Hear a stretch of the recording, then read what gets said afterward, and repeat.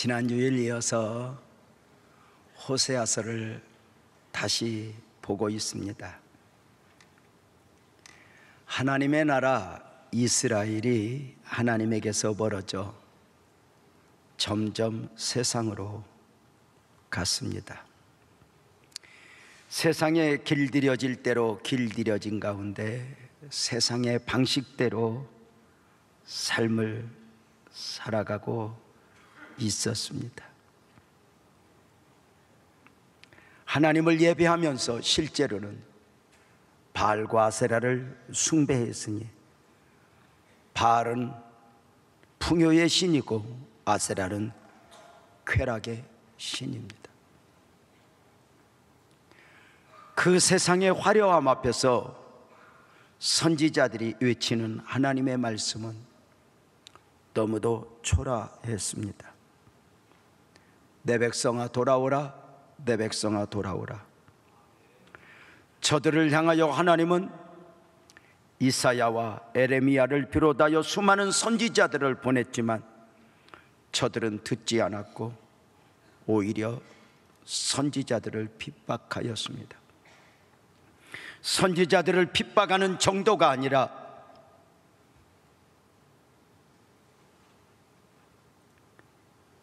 하나님의 말씀을 있는 그대로 전하고 있는 그 선지자들을 죽이기까지 했습니다. 어느 날부터인가 하나님의 나라가 아니게 되었고, 하나님의 백성은 하나님의 백성이 아니게 되었습니다. 저들을 향하여 하나님이 일어나셨습니다. 부싯돌처럼 굳어버린 이스라엘을 향하여 더 이상 말씀으로가 아니라 새로운 방식으로 말씀하기로 작정하셨으니, 지난주에 살폈던 호세아서 1장 2절입니다. 여호와께서 처음 호세아에게 말씀하실 때에 여호와께서 호세아에게 이르시되 너는 가서 음란한 여자를 맞이하여 음란한 자식들을 낳으라. 이 나라가 여호와를 떠나 크게 음란함이니라 입니다. 이 나라가 여호와를 크게 떠나 세상과 연애하고 있는데 하나님이 저들을 계속 사랑하시는 것입니다. 그 하나님의 마음을 호세아를 통해서 전하고자 하심인데, 이 말씀을 지난주에 보았던 대로 개역개정으로 읽으면 그 느낌이 오지 않습니다. 원래 가지고 있던 개역 한글 성경으로 이 말씀을 다시 보면 여호와께서 처음 호세아에게 말씀하시니라, 이 부분이 원래는 이렇게 되어 있습니다. 여호와께서 비로소 호세아로 말씀하시니라 입니다. 호세아의 입을 통해서가 아니라 호세아의 몸으로, 삶으로 말씀하시기로 작정하신 것입니다. 더 이상 선지자들의 입을 통해서가 아니라 전혀 새로운 방식, 호세아의 몸으로 말씀하시는 것입니다. 호세아야, 너는 가서 음란한 여인을 맞이하여 음란한 자식들을 낳으라. 이 나라가 여호와를 떠나 크게 음란하고 있구나. 호세아의 몸으로, 삶으로 심판의 복음을 선포하시는 것입니다. 이것은 마지막 때에 전혀 새로운 방식으로 말씀하고자 하시는 하나님의 계시였습니다. 여기서 우리는 마지막 때를 대비하시는 하나님의 마음을 읽었습니다. 구약시대의 수많은 선지자들을 통해 말씀하셨지만 세상이 철저하게 외면하는 가운데 하나님이 모진 결심을 하시는 것입니다.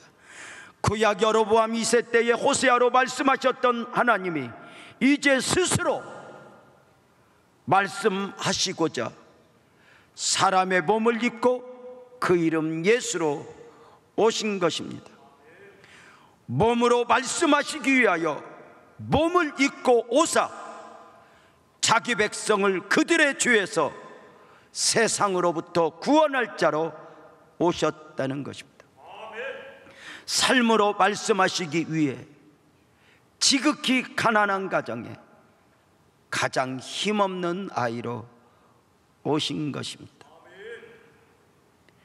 호세아의 자식들의 이름으로, 자식들의 희생으로 말씀하셨던 하나님이 마지막 때에 아들로 고난의 길을 걷게 하사 십자가를 지게 하사 그 복음으로 말씀하심입니다.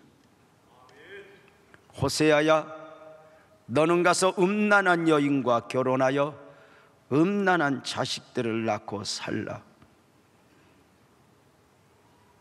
이 명령의 말씀은 호세아 선지자에게 자신을 내려놓고 죽으라 하심입니다. 음란한 여인을 맞이하여 음란한 자식을 낳으라. 말이 됩니까? 이렇게 호세아야, 음란한 여인을 맞이하여 훌륭한 자식들을 낳으라, 대통령을 낳으라, 모세를 낳으라 하면 나중에 간증을 할 수 있으니 그럴 수 있겠습니다. 그러나 음란한 여인을 맞이하여 음란한 자식을 낳으라, 호세아가 죽지 않고 이 말씀 앞에 아멘할 수 있었을까요? 인격으로도 죽어야 했고 평판으로도 죽어야 했고 개인적 삶으로도 호세아 안에 호세아는 없이 죽어야 했습니다. 마지막 때에 호세아로 하나님 스스로 몸을 입고 그 아들의 죽음으로 말씀하시는 것이니 이것이 예수 그리스도의 복음입니다.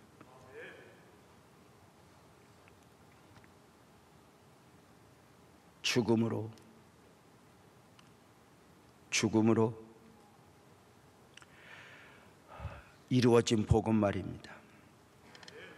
지난주에 저는 전라남도 여수에 있는 산돌교회에서 부흥회를 인도하는 가운데 특별한 은혜를 입었습니다.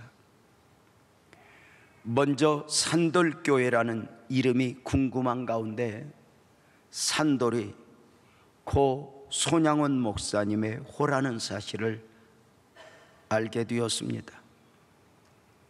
그래 이 교회가 손양원 목사님과 관계가 있겠다 싶어서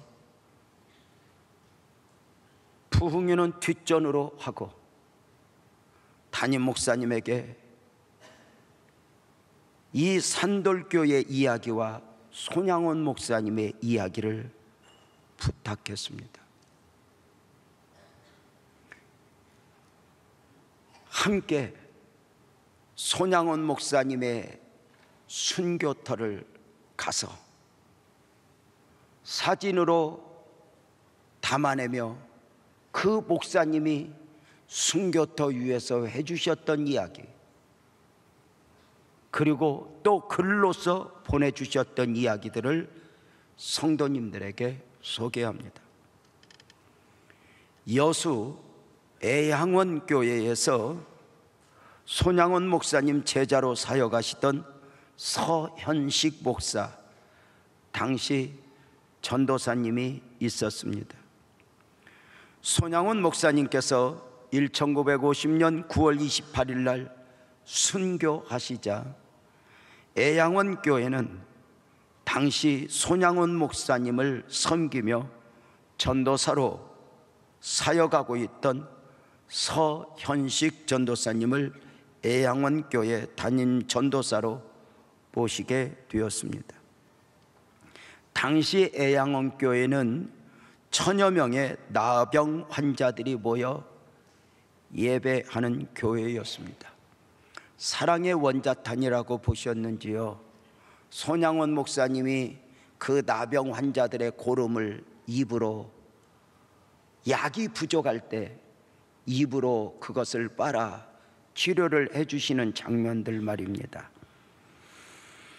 전도사님이 그것을 다 보면서 사역을 하시게 되었고, 그 교회 담임 사역자가 된 것입니다. 서현식 목사님은 1969년 12월 31일까지 애양원교회에서 사역을 하시다가 1970년 1월 1일 여수중앙교회 담임 목사로 부임하게 되었으니 애양원교회에서는 19년을 사역하신 것입니다. 나병 환자들을 손양원 목사님 이어서 계속해서 사랑을 주며 섬겨 오신 것입니다. 애양원교회에서 여수중앙교회로 청빙을 받아 14년을 사역하시는 가운데 서현식 목사님은 마지막 사역으로 손양원 목사님의 순교터 위에 손양원 목사님의 순교 정신을 잇는 교회를 세우고자 하는 마음을 품고 기도하셨습니다. 결국 1984년 2월 14일 그 좋은 여수중앙교회 담임 목사직을 사임한 후에 1985년 3월 3일 12명의 성도들과 함께 손양원 목사님의 순교터 위에 여수 산돌교회를 개척하신 것입니다. 교회 이름이 산돌교회가 된 것은 손양원 목사님의 호가 활석, 즉 산돌이었기 때문입니다. 서현식 목사님은 손양원 목사님에게 배운 대로 여수 애양원교회에서 나병 환자들을 19년간 손양원 목사님을 흉내내며 섬겨왔고, 또 여수 중앙교회에서 14년을 사역하는 가운데 호남의 성자라,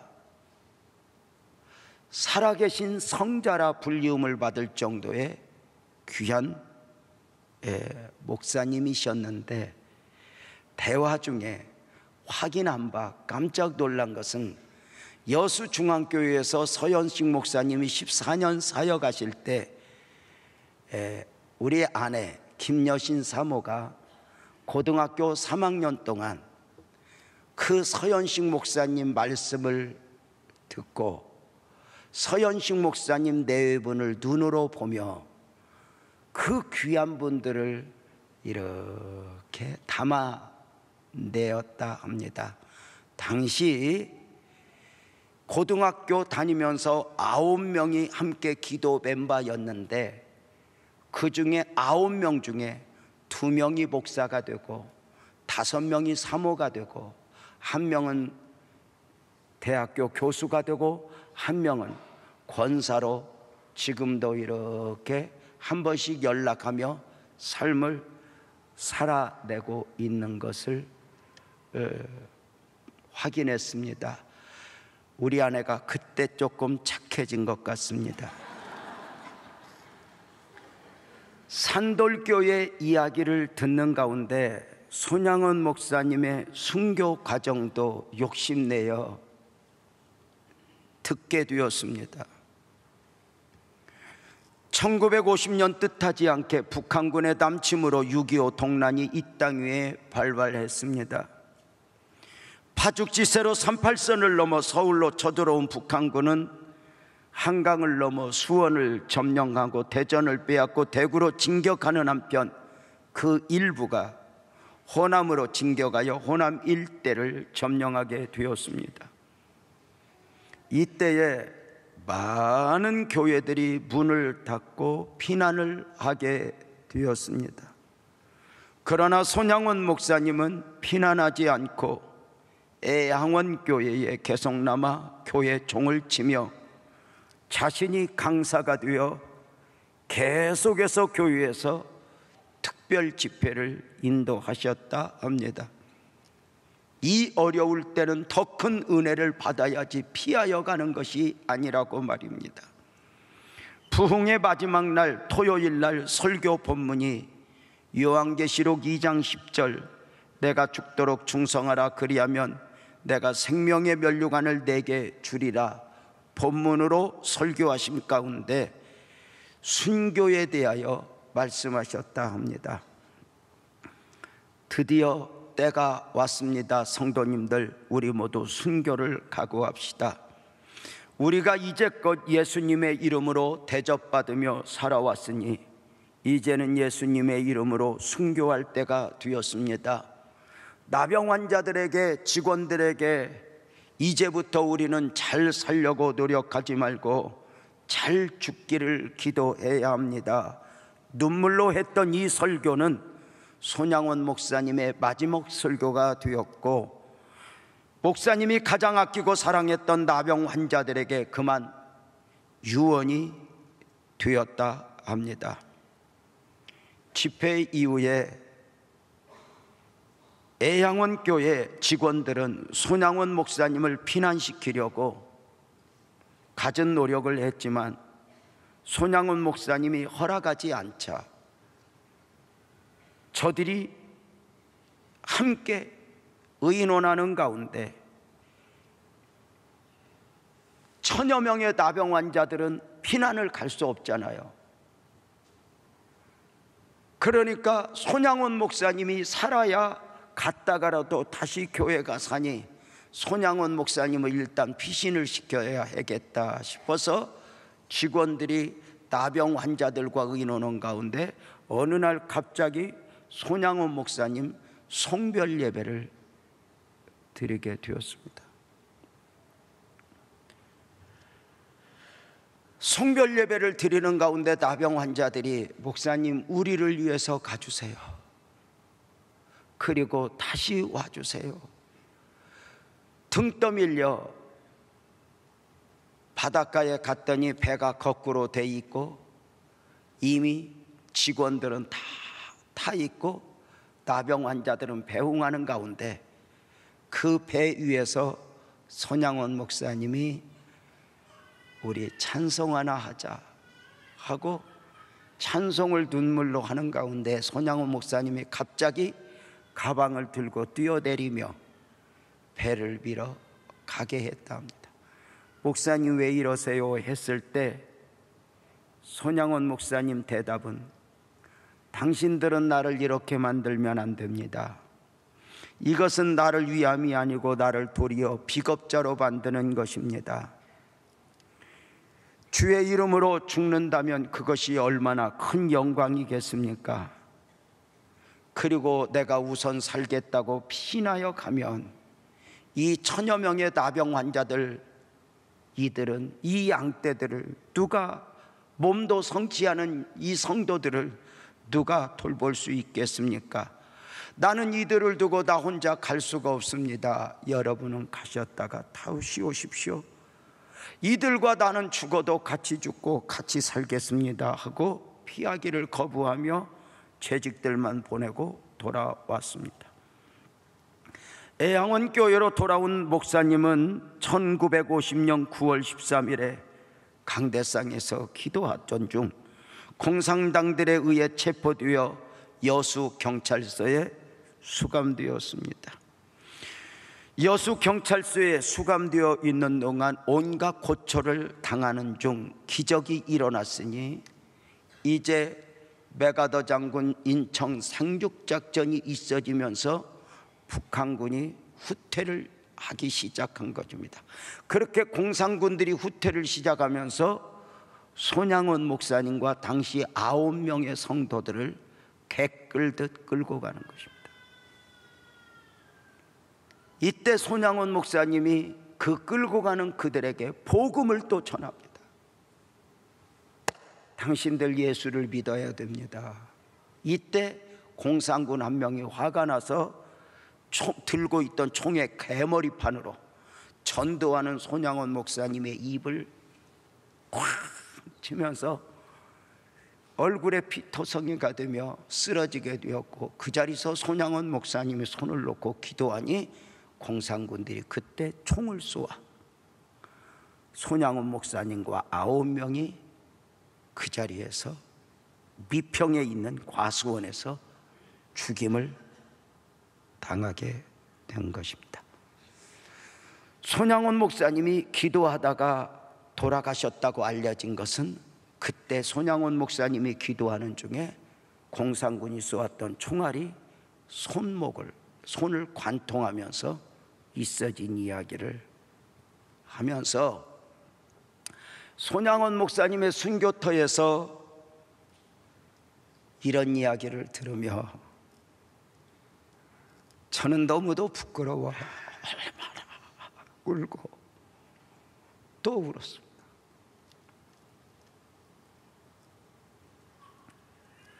손양원 목사님도 서현식 목사님도 너무 귀한 복음을 몸으로 삶으로 나타내어 지금도 많은 사람들에게 감동을 주고 있는데, 나 유재명은 목사로서 우리 성도들에게 무엇을 남겨주어야 할까? 선배 목사님들은 죽어서 죽은 것이 아니라 이미 죽은 자로서 십자가의 영성으로 죽으면 죽으리라 사역하셨으니 더 잘 살기 위해서가 아니라 잘 죽기 위해 십자가의 길을 가셨던 것입니다. 호세아야, 너는 가서 음란한 여인과 결혼하여 음란한 자식들을 낳아 살라. 세상에 속한 사람들 생각에는 도무지 이해가 안 되는 병령의 말씀이었습니다. 아니 성도라 하여도, 아니 목사라 하여도 이 영광만 꿈꾸는 사람은 순종할 수 없는 말씀이었습니다. 거룩의 하나님이 거룩을 포기하신 듯 말도 안 되는 요구를 하신 것입니다. 더 이해하기 힘든 것은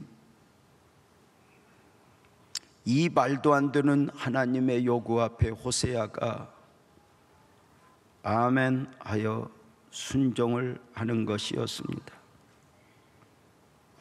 자신의 모든 것을 내려놓고 자신 안에 자신을 죽이면서의 순종이었습니다. 선지자가 창녀촌에 가서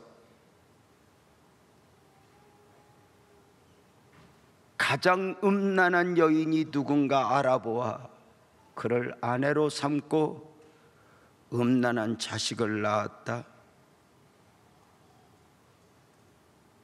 도대체 어떻게 이렇게 할 수 있었을까?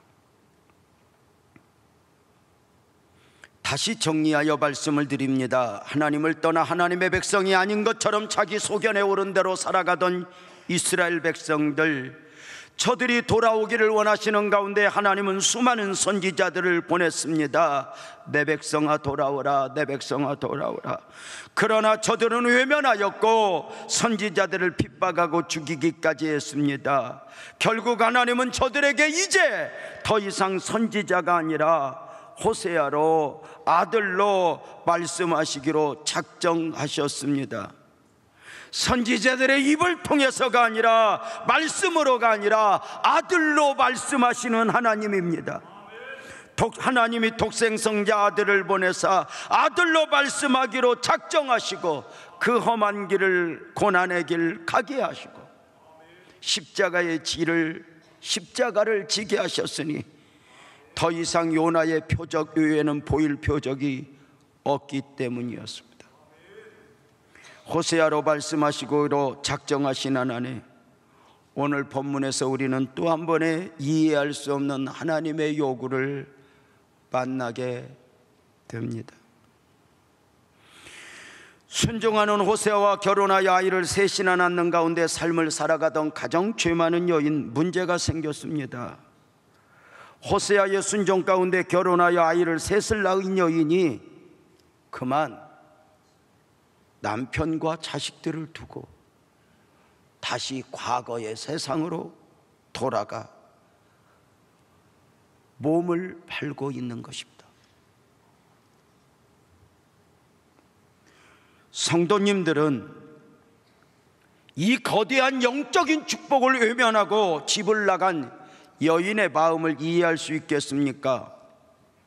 창녀로 살아가던 여인, 창녀로서의 삶이 직업이 되어 자신의 삶의 문제조차 인식할 능력이 없이 삶을 엮어가던 한 여인, 그 창녀촌에서 마저 가장 음란한 여인으로 살아가던 여인, 수많은 문남성들을 상대하며 살아가던 이 여인에게 어느 날 한 남성 호세아 선지자가 찾아와 청혼을 했습니다.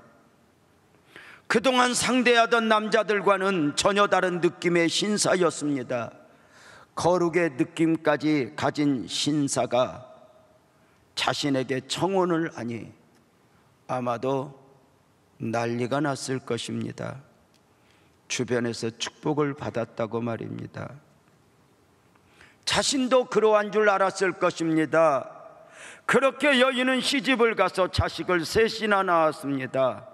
그러나 이 여인의 삶 또한 상상해 볼 필요가 있습니다.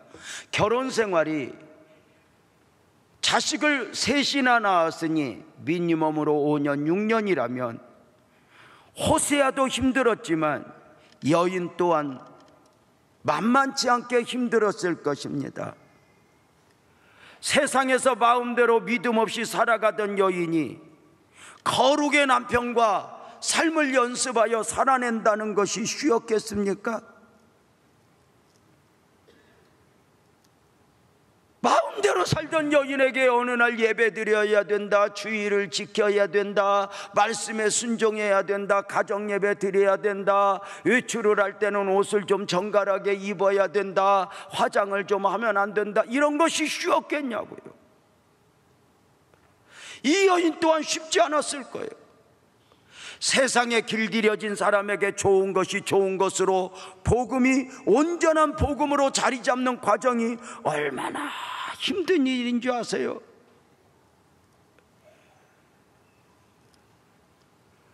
결국 과거가 그리움에, 과거의 그리움에 남편을 두고 자식을 두고 집을 나간 여인,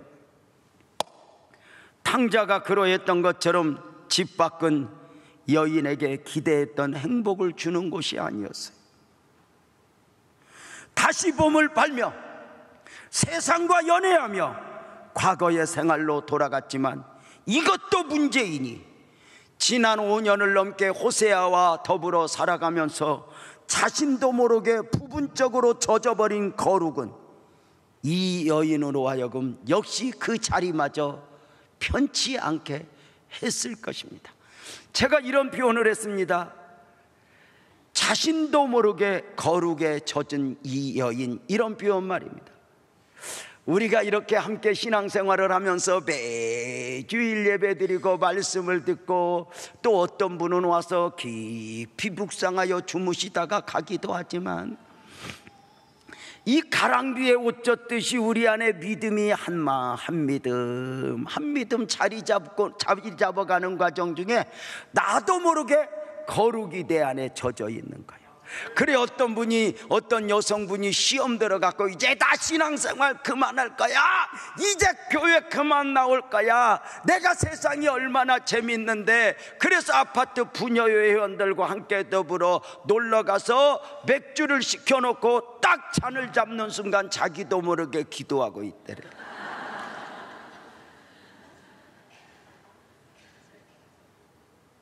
기도하고 있대. 어떤 남성분이 교회 얼마 나오지 않았는데, 아이, 교회 다니는 거 너무 귀찮아, 마음대로 살 거야. 그래, 바람 피려고 아내 말고 다른 여인과 바람을 피는 중에 자기 자신도 모르게 한숨을 푹 쉬는데 주여 그러고 있대.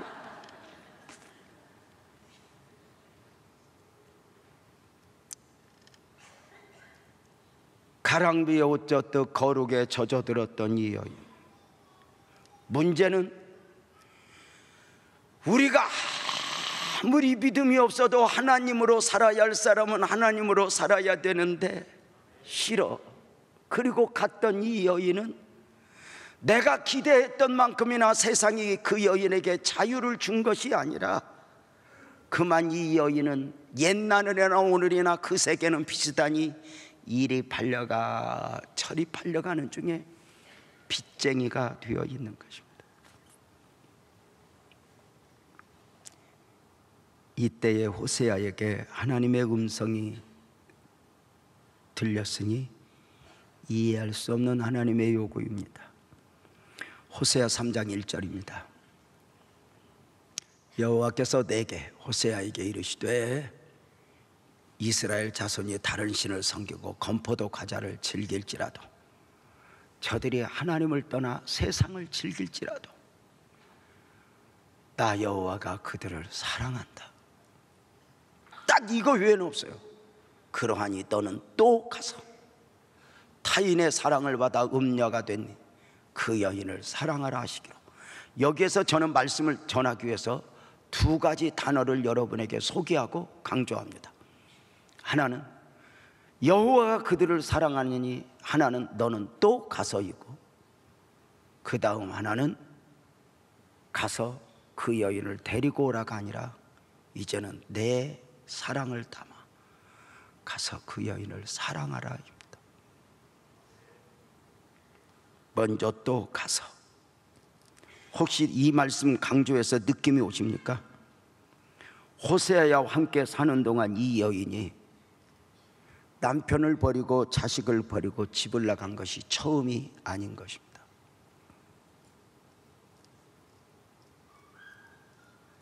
그렇게 지금까지 나갈 때마다 호세아가 당신 이렇게 살면 안 돼. 자식 있잖아. 당신은 옛날하고 달라. 이렇게 살면 안 돼 했지만 데리고 오면 또 나가고 데리고 오면 또 나가는 중에 아마도 호세아가 이제 그만할 거야. 나도 힘들어. 이때 하나님의 음성이 들린 것입니다. 호세아야, 또 가라. 여기서 호세아는 어쩌면 반문하고 싶었을지 모릅니다. 또 가야 하느냐고, 또 죽어야 하느냐고, 나도 그만하고 싶다고, 여기까지 했으면 됐지 않냐고. 그러나 하나님은 세상과 연애하는 이스라엘을 끝까지 사랑하셨던 하나님은 너는 또 가서이니 끝까지입니다. 포기하지 않는 하나님의 사랑이요, 하나님의 마음입니다. 그만하고 싶을 때 혹시 있었어요? 혹시 내가 이 정도까지 하면 됐지 뭘 더해 했던 적 있어요? 마태복음 18장에 보면 베드로가 예수님에게 이렇게 말합니다. 예수님, 형제가 내게 죄를 범하면 몇 번이나 용서해 줄까요? 7번 정도 하면 되겠어요? 베드로가 이렇게 말할 때는 아마도 칭찬을 원했던 것 같습니다. 베드로야, 너 참 사람 됐구나.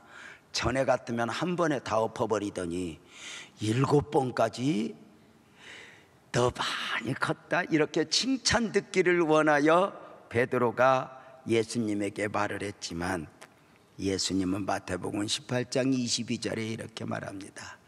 베드로야, 너는 앞으로 7번뿐 아니라 7번을 70번까지 해라. 이 말은 끝까지입니다. 근데 그 끝까지 어떻게? 호세아에게 하나님이 이렇게 말씀하십니다. 너는 또 가서 타인의 사랑을 받아 음녀가 된 그 여인을 사랑하라.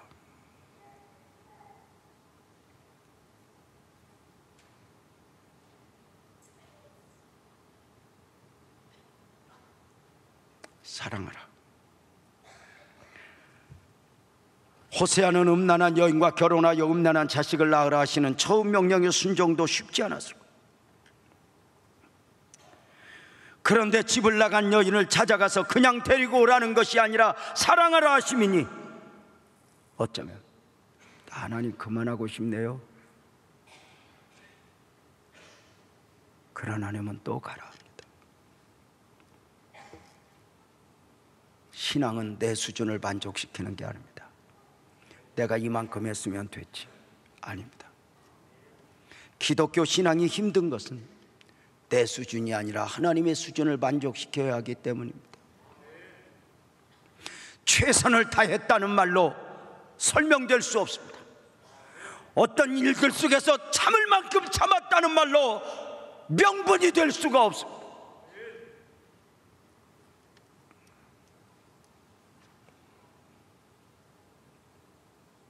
이해할 수 없는 하나님의 요구에 순종하는 호세아의 영성을 보는 것도 좋으리라 여깁니다. 호세아는 바람난 여인을 어떻게 찾아갈 수 있었고 말씀대로 사랑할 수 있었는가? 아마도 호세아는 하나님의 사랑, 십자가의 사랑, 그 복음을 삶으로 담아낸 것입니다.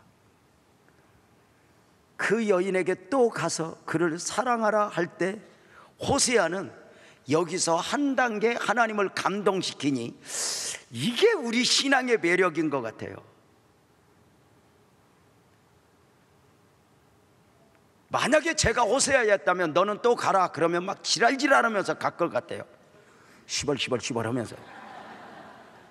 또 사랑하라 그러면 그냥 여기서는 안 되니까 가!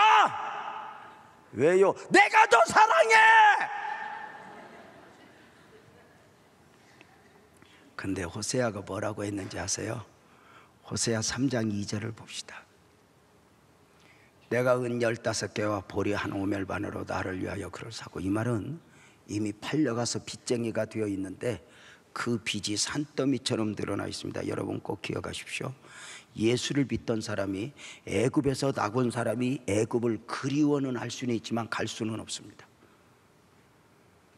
보십시오. 내가 세상으로부터 나와서 주님의 백성이 되어서 세상으로 가서 세상을 내 맘대로 살겠다고 가면 보이는 부분은 내가 세상을 즐기지만 세상은 그를 유린하여 결국은 한 입으로 그 인생을 삶을 영혼까지 삼켜버리고자 하는 게 악한 마귀의 계략입니다.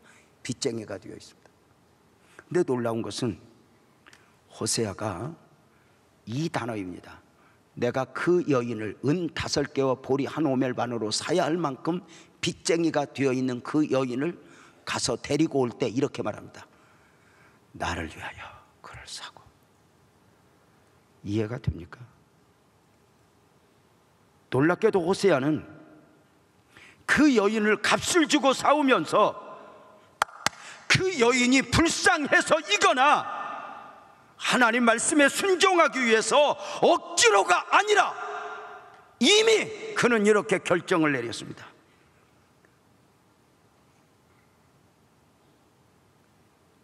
하나님의 말씀에 순종은 하나님을 위해서, 그를 위해서도 아닌 나를 위해서로.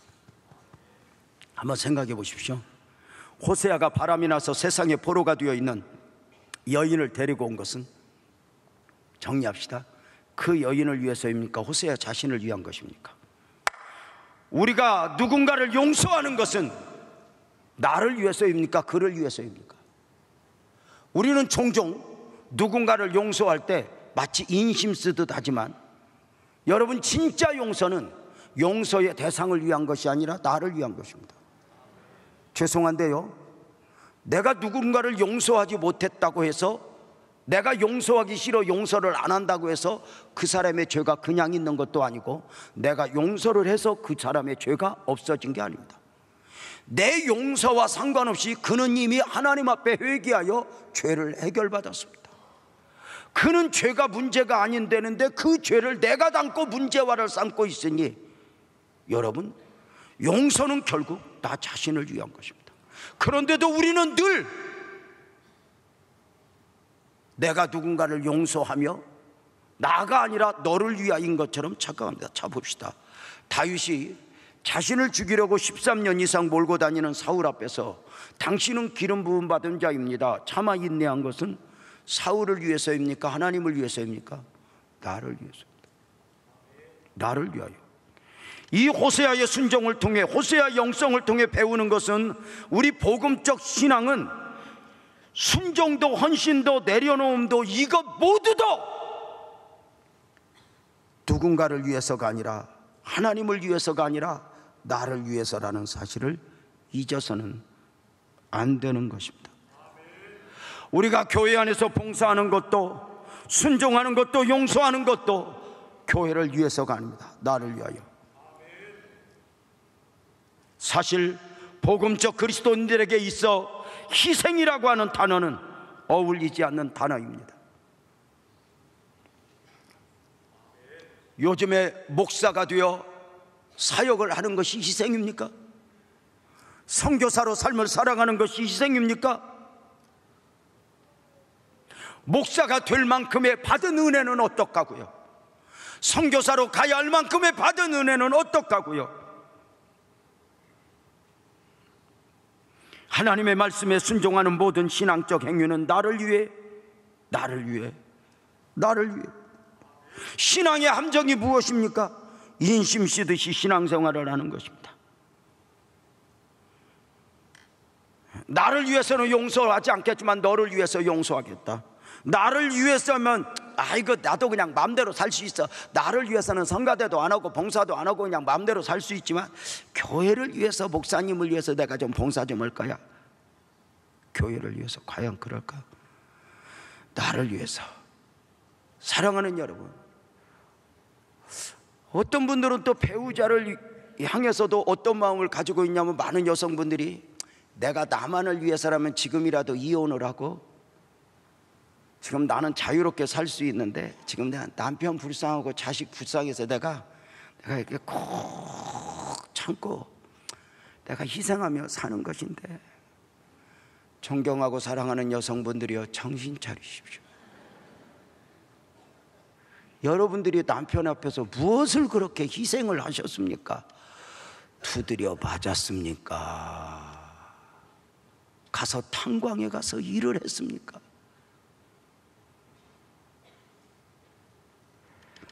표정이 이상해지는 것 같아서 그만하겠습니다. 호세아는 나를 위해서. 자 보십시오. 하나님의 말씀이라면, 하나님의 명령이라면 이걸 통째로 믿어버린 것입니다. 음란한 여인을 맞이해서 결혼을 해라.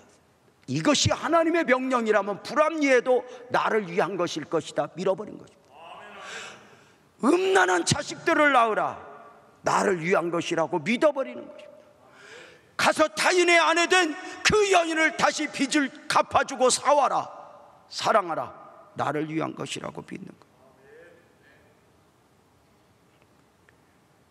탕자가 돌아오면서 내가 아버지를 위하여 돌아간다 하지 않았습니다. 나를 위해. 진짜 은혜는 바로 이런 고백입니다. 바울 사도가 40에 하나 감화매를 5번 맞고 3번 대장으로 맞고 죽었다고 수없이 내던져져도 자신은 희생했다고 말하지 않았습니다. 언제나 가장 큰 은혜를 누린 자로 고백이니 나의 나된 것은 하나님의 은혜로라. 고백이었습니다. 사람들 죄성은 그 배우자와 가족들에게 받은 은혜가 있음에도 불구하고 우리는 늘 습관적으로 내가 지금 참고 사니까 사는 거지, 내가 그냥 성질대로 하면 안 살지.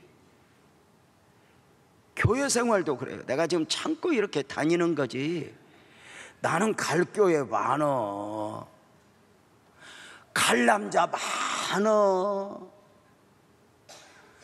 존경하는 여성분들, 지금 남편 두고 어디 가서 그렇게 자유롭게 사시겠습니까? 제비가 꿈입니까?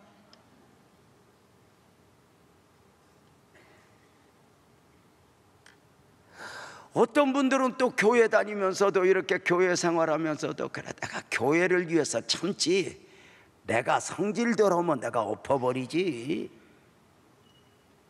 고맙습니다. 길이 참아주십시오. 주님 오실 때까지 참는 게 교회를 위한 거고 너를 위한 것입니다.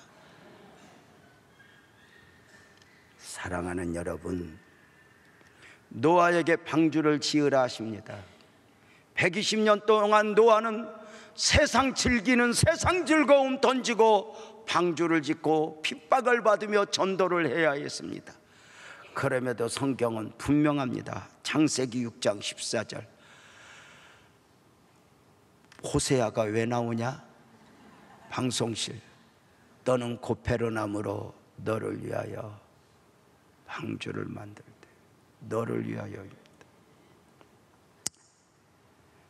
너를 위하여. 근데 호세아가 어떻게 이렇게 할 수 있었을까? 어떻게요? 근데 그것이 하나님의 마음이에요. 참 하나님도요, 우리를 사랑하시고 우리를 귀하게 여기심도 내가 너를 불쌍해서 이렇게 말하지 않아요. 호세아서 2장 21절부터 23절을 읽어서 우리는 하나님의 마음을 읽는데요, 여호와께서 이르시되 그날에 내가 응답하리라. 나는 하늘에 응답하고 하늘은 땅에 응답하고 땅은 곡식과 포도주와 기름에 응답하고 또 이것들을 이스라엘에 응답하리라. 보세요, 나 여호와가 나를 위하여 그들을 이 땅에 심고 긍휼히 여김을 받지 못하였던 자를 긍휼히 여기며 내 백성 아니었던 자에게 향하여 이르기를 너는 내 백성이라 하리니 그들은 이르기를 주는 내 하나님이라 하리라 하시니라. 무슨 말씀이죠? 내가 너희들을 긍휼히 여길 때, 내가 너희들을 사랑할 때, 너희들을 내 백성으로 삼을 때 너희들을 불쌍해서 위해서가 아니라 나를 위해서. 하나님이 사람의 몸을 입고 오사 죽으사 우리를 구원하시면서 하나님은 너희를 위해서가 아니라 나를 위해서. 그 하나님의 마음을 가장 많이 담아낸 엄마들의 마음이 보여요. 자식을 위하여 100만 번 희생하면서도 희생했다는 말은 부모는 쓰질 않아요. 사춘기 고비를 넘는 중에 학교에서 이 아이를 그냥 자퇴시키려고 할 때 엄마는 학교에 가서 우리 아들 불쌍히 여겨주세요가 아니야, 나를 살려주세요, 나를 살려주세요. 때로는 그 학부모에게 머리를 잡혀도 참아내요. 자식을 위해서라고 말하지 않아요. 나를 위해. 그 하나님이 나를 위해. 이 하나님의 사랑을 담아내니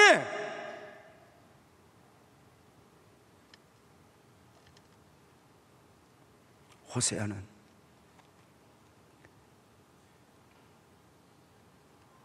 가서 나를 위하여 이렇게 고백한 것, 하나님의 마음을, 하나님의 사랑을 자신의 삶에 담아낸 거죠.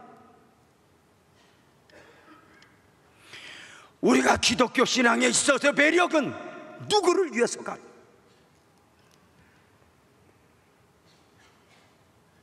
동역자로 사역을 하고 교회를 다니고 헌금을 하는 것도 누구를 위해서가?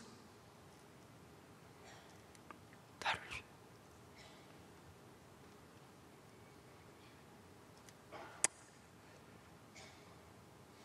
하나님이 호세아에게 이렇게 말했어요. 호세아 3장 1절 다시 한번 읽어보면요, 여호와가 그들을 사랑한다. 너는 또 가서 타인의 사랑을 받아 음녀가 된 그 여자를 사랑하라.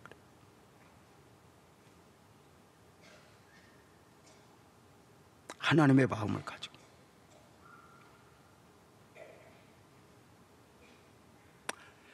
호세아가 죽어야 가능했죠.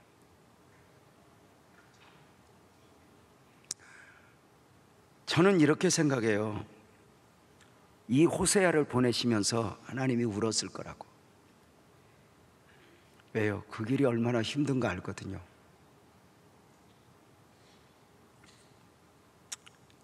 호세아가 선지자로서 걸었던 그 길은 자신에게 주어진 광야였어요. 미디안 광야, 모세에게 하나님이 모세를 고생시킨 게 아니에요. 모세를 위해서. 지난주에가 제가 회갑이었어요. 축하해 주셔서 감사하고요. 60이 넘으면서 제 삶에 가장 영향을 끼쳐 주었던 분이 누구일까? 저를 목사하게 해주신 최낙중 목사님임을 확인하며 부모님이 안 계시니까 지난 목요일 생일날 제가 최 목사님을 아내와 함께 찾아갔습니다. 가장 비싼 음식을 사드렸습니다. 그리고 그 앞에서 이렇게 말했습니다. 목사님 고맙습니다. 저 목사시켜 주셔서. 사실 저는 모를 때는 그 목사님을 원망 많이 했거든요. 저를 목사시키고 제가 벌은 돈 다 뺏어가 헌금으로 가져가고 교회 의자에서 나를 6년 재웠단 말이에요. 믿음이 좋아서 6년 잔 게 아니에요. 갈 데가 없어서 6년 잤지. 전도사인데 연탄불 19구덩이 나보고 가르라고 하고.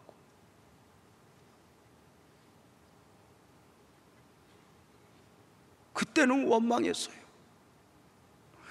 어떤 때는 교회 의자에서 자면서도 목사님이 얼마나 미운지 막 시벌시벌 했어요. 근데 돌이켜보니까 그게 희생이 아니라 나를 위한 거였어. 제가 목사님 고맙습니다. 나 목사시켜 주셔서. 제가 목사가 아니었으면 돈을 쫓다 그럭저럭 망가질 인생이었는데 목사님 고맙습니다. 고맙습니다.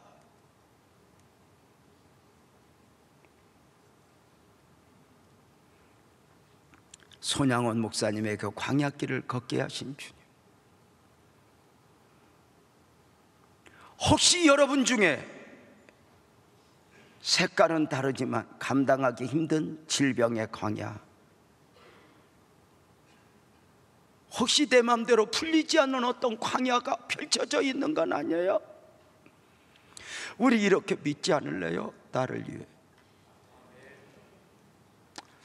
이 설교를 준비하다 광야를 지나며 노래가 입에 오물오물 계속해서 나와서 이걸 우리 성도들에게 폼 제거 한번 해야 되겠다. 그리고 아내와 더불어 한 10번을 불렀는데 아내도 들리고 나도 들리고 잘 안 되었습니다. 그래도 해보렵니다. 여러분과 함께 이 노래 부르며 설교 마치고 싶어요. 광야를 지나며. 왜 나를 깊은 어둠 속에 홀로 두시는지, 우리 성가대 힘차게 한번 해주세요.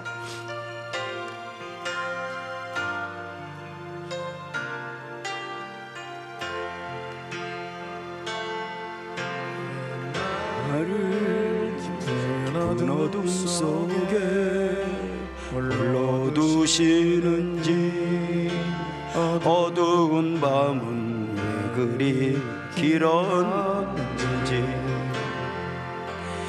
나를 고독하게, 나를 낮아지게, 세상 어디도 기댈 곳이 없게 하셨네.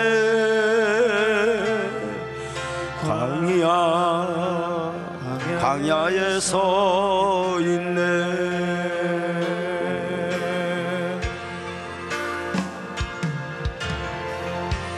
주님만 내 도움이 되시고, 주님만 내 빛이 되시면, 주님만 내 친구 되시는 광야. 주님 손 놓고는 단 하루도 살 수 없는 것 광야. 주께서 나를 사용하시려 나를 더 정결케 하시려 나를 택하사 보내신 그곳 광야 성령이 내 영을 다시 태어나게 하는 곳 광야에서 원래 이 찬송을 부르면 좀 한참 걸려요. 왔다 갔다 왔다 갔다. 근데 그만하려고요. 네, 여기까지 온 거 엄청나게 온 겁니다. 광야를 지나는 마음으로 광야를 불렀거든요. 여러분, 지나고 보니 하나님이 다 나를 위해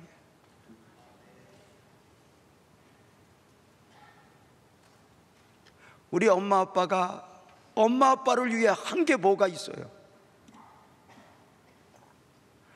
우리 하나님이 십자가에 죽으시면서도 행여 우리의 자존심 상하지 않도록 나를 위해 너를 내 백성 삼았고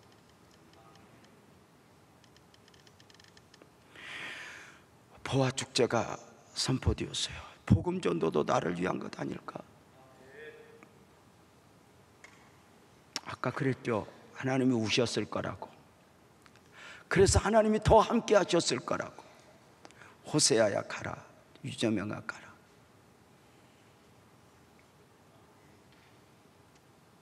우리 한 주간 살아가면서 성도님들, 여러분 혹시 질병 가운데 있어요? 삶이 마음에 안 들어요?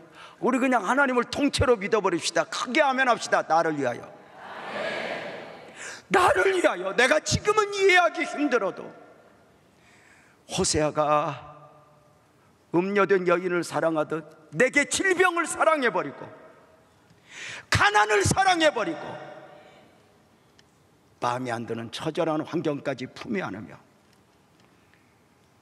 몸으로 삶으로 내가 하나님을 아는 자로 살지 않겠습니까? 기도하겠습니다.